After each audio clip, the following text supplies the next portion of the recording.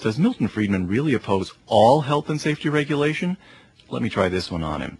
Doesn't the public have the right to know about the nutritional content of the food it buys?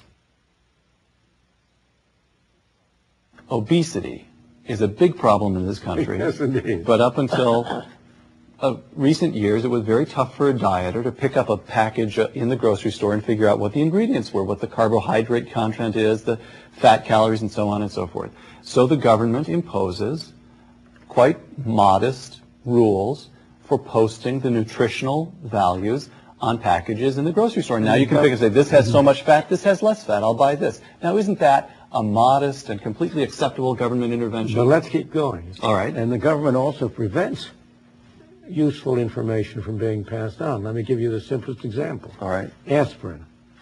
You know, and I know, that you're well advised to take an aspirin every other day to reduce the danger of heart attack. Right. But that's not allowed to be stated on an aspirin package. On account of? FDA prohibits it. They control the information that can be stated on a label. Right. Now, there are some libertarian manufacturers of drugs who have proposed, who have tried to push through the idea that they can put on their thing, this is what the FDA says and this is what we say. Choose.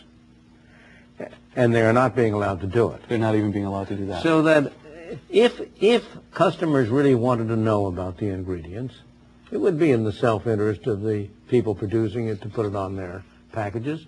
Those packages that had the ingredients on it would be more attractive to consumers than those that didn't.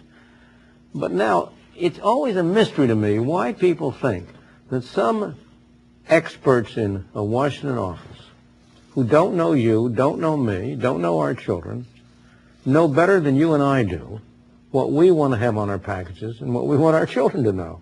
Once again, on balance, get rid of the FDA. Absolutely. Get rid of these government regulations. Absolutely. The FDA initially had the requirement to assure the safety, but not the efficacy, of the drugs that they approved. With the so-called Kefauver amendments that came in as a result of thalidomide, which you brought up, the FDA expanded its mandate that it is required to assure both the safety and the efficacy of the drugs.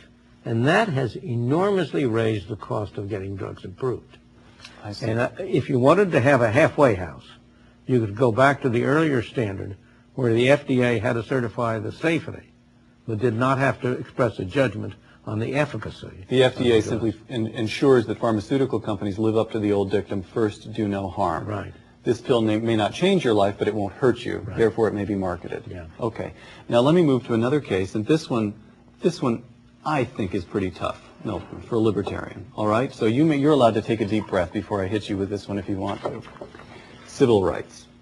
What do you mean by civil rights? By what I mean by civil rights is to take a raw case, the South, under Jim Crow, in the 1950s. But that was a case of government, of too much government. It not was? of too little government. But I thought the South in those days, they had relatively low tax rates, relatively low regulation. No, but the government provided for a separation. It was the government that enforced separate areas for blacks and whites. It was the government that enforced the law that the blacks had to sit at the back of buses. Those were all government laws.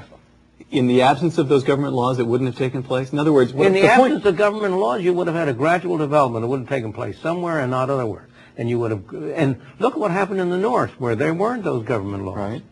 There may have been, undoubtedly, don't misunderstand me, there is prejudice. There's no question. Right. And undoubtedly it has bad effects on various people.